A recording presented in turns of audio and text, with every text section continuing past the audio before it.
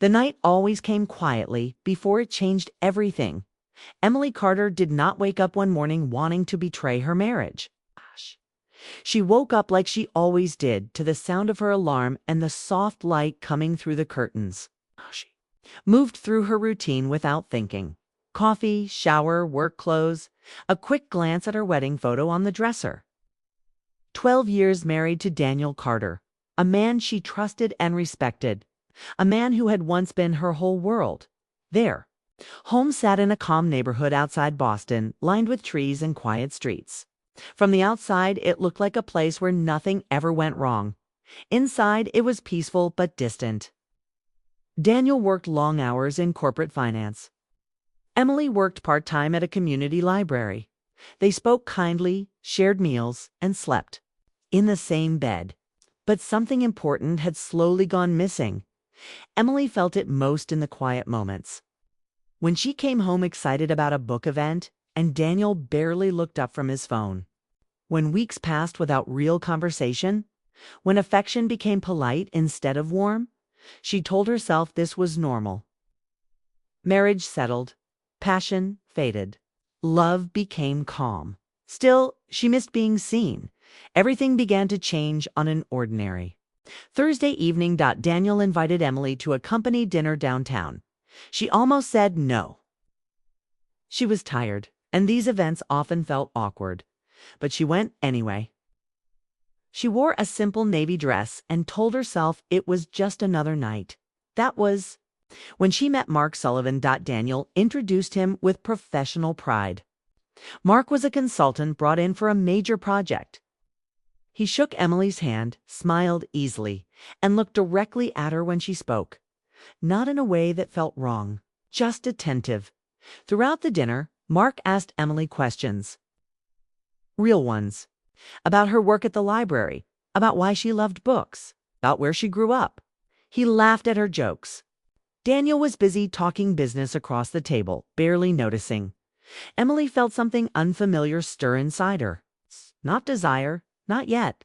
Just awareness. She went home that night unsettled. She told herself it was nothing. A kind stranger. Pleasant. Conversation.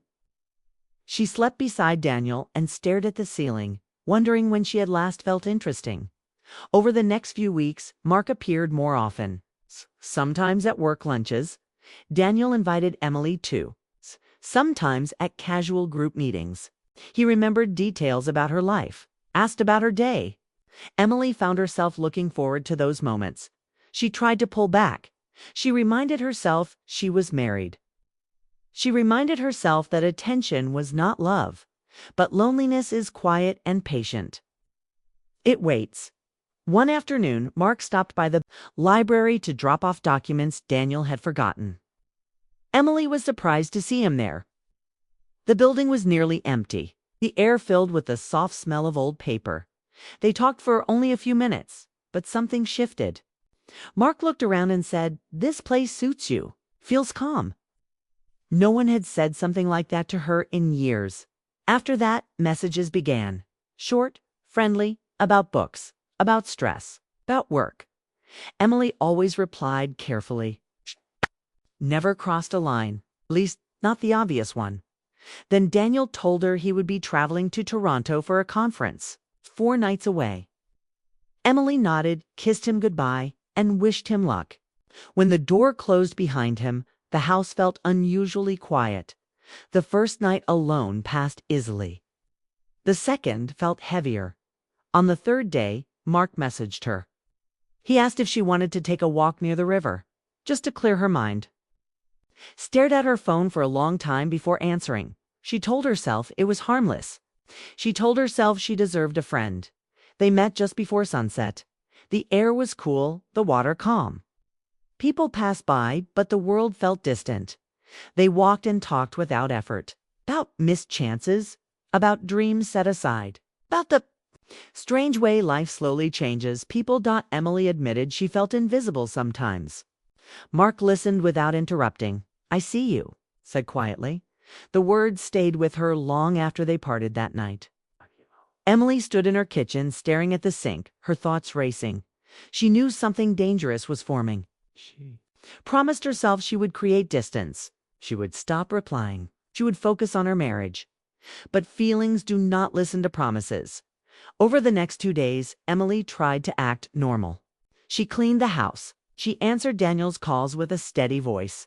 She told him she missed him. It was true. She missed the man he used to be with her. On the fourth evening, rain began to fall just as the sky darkened. Emily curled up on the couch with a book but could not focus. A knock sounded at the door. Her heart jumped.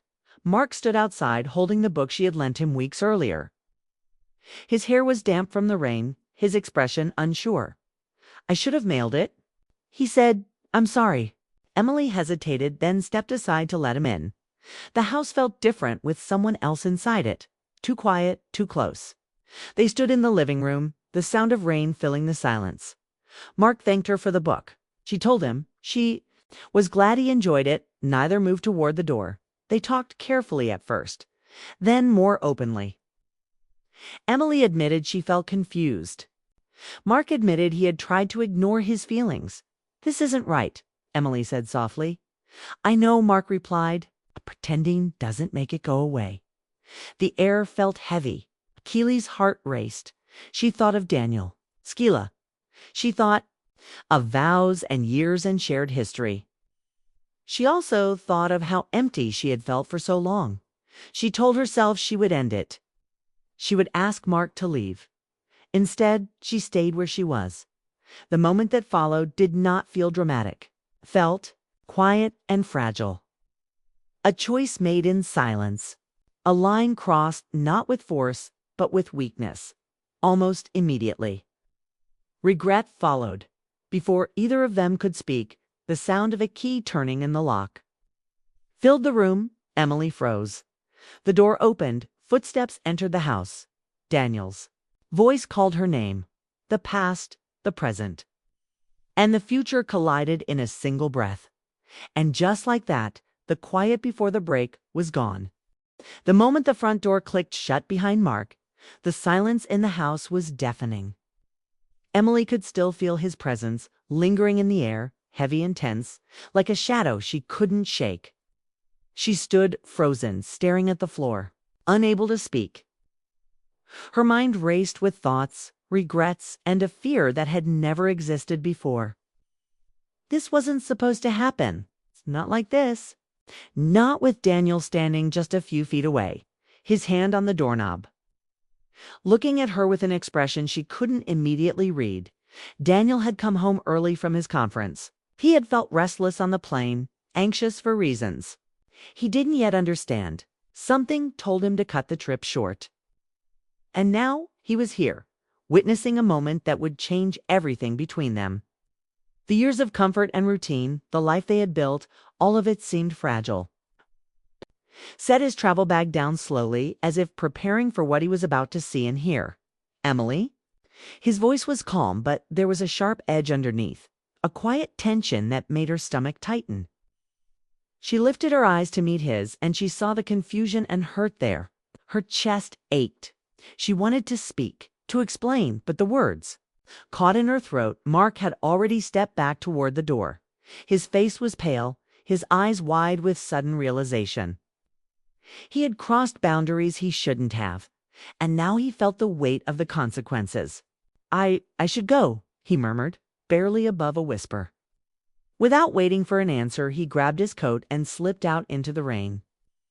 The sound of the door closing echoed through the house, leaving Emily and Daniel alone. The quiet that followed was heavy, almost suffocating. Daniel sat down on the edge of the couch, his hands clasped tightly in his lap. He looked older than she remembered, his shoulders tense, his eyes filled with a quiet storm of emotion. "How long?" he asked softly, not accusingly, but with a weight that made Emily's heart pound. She shook her head, unable to answer.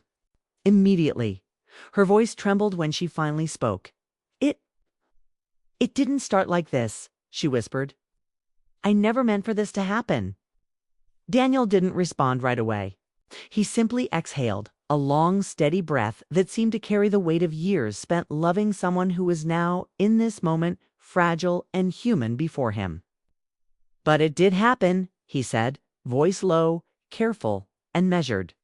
And now we need to deal with it. The rest of the night passed in a tense, painful rhythm. There was no yelling, no dramatic outburst.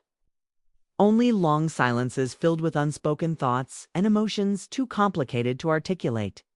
Emily tried to explain herself. Spoke about feeling invisible, about the loneliness that had settled quietly into her life over the years. She spoke about wanting to feel alive again, to be noticed. Daniel listened, struggling to reconcile the woman he loved with the reality before him. He admitted he had taken her for granted, that in his routine and his work he had failed to truly see her, to give her the attention she deserved. They spoke about love, about commitment, and about mistakes. Each word carried the weight of years, of shared history, of promises made and kept until now. Emily realized that crossing the line had not brought the thrill or the excitement she had imagined. It had brought fear, regret, and clarity in equal measure. She saw how fragile everything had become and how quickly trust could shatter. By morning, the house felt different. Sunlight poured through the windows, illuminating the living room in a soft, almost forgiving light. Yet the air between them was still heavy. Daniel stood by the window, staring out at the quiet street, lost in thought. "I don't know what happens next," he said finally. "I just know things can't go back to how they were." Emily nodded, her eyes filling with tears. She understood completely. Love, once shaken in this way, could not simply return to normal. In the weeks that followed, Emily and Daniel moved cautiously around each other. They attended counseling sessions, trying to rebuild the broken bridges between them. They took long walks together, sometimes talking, sometimes silent, each step a fragile attempt to repair what had been damaged. Some days felt hopeful moments when they laughed or shared a meal that reminded them of why they had loved each other in the first place. Other days felt impossible, the memory of betrayal pressing heavily against them, a constant reminder of human weakness and desire. Mark never contacted Emily again. She did not reach out. His presence became a ghost of a memory. A warning of how easily one choice could spiral into consequences that lingered far longer than anticipated. Emily focused on herself, on understanding why she had allowed herself to drift, why she had craved attention outside her marriage. It was painful, introspective work, but necessary. One evening, Daniel placed his wedding ring carefully on the kitchen table. Emily watched as he did so, feeling the weight of its significance. "I need time," he said simply. "Time to decide if I can forgive this, if we can move forward." She nodded, knowing that healing could not be rushed. The house was quiet. Once more, but the quiet was different now. Not empty, not peaceful, honest, stark in its honesty. Emily stood in the living room alone, staring out the window at the darkening street. She reflected on everything that had happened, on the choices that led them here, and on the fragile thread by which love now hung. Crossing a line had not brought freedom or excitement. It had brought understanding. It had brought heartbreak and clarity, and it had forced her to confront the truth about herself, her marriage, and what she truly valued.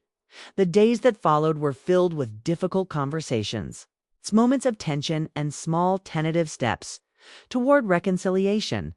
Emily worked to rebuild trust, understanding that apologies alone were not enough. Daniel struggled too, processing emotions that ranged from anger to sadness to a hesitant hope.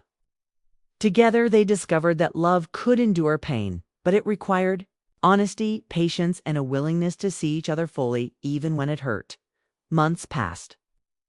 Emily and Daniel found a new rhythm, one that was different from the old comfort of routine. Their conversations became deeper, more meaningful. The small gestures of care coffee prepared in the morning, a note left on the counter, a hand held during a difficult day began to rebuild the bridge that had nearly collapsed. Trust, fragile and slow, began to return. Emily understood that life was not about perfect choices, but about learning, facing consequences, and choosing to grow. The line she had crossed was a lesson, harsh but necessary. She and Daniel learned to communicate better, to recognize the small cracks before they became chasms. They learned that love could survive mistakes if nurtured with patience and understanding. Standing alone in the living room one evening, Emily reflected on the journey. She felt the weight of her decisions, the pain of what had almost been lost, and the cautious hope that love could endure. The house was quiet again, but this time it felt alive in a way it hadn't for years. Not because everything was perfect, but because the truth had been faced. And they were still standing together. Emily realized that crossing a line does not always lead to a new beginning with someone else. Sometimes it leads to a mirror, showing you who you are, what you need, and what truly matters. She understood that love, once shaken, could be fragile, but it could also be renewed, slowly, carefully, and with intention.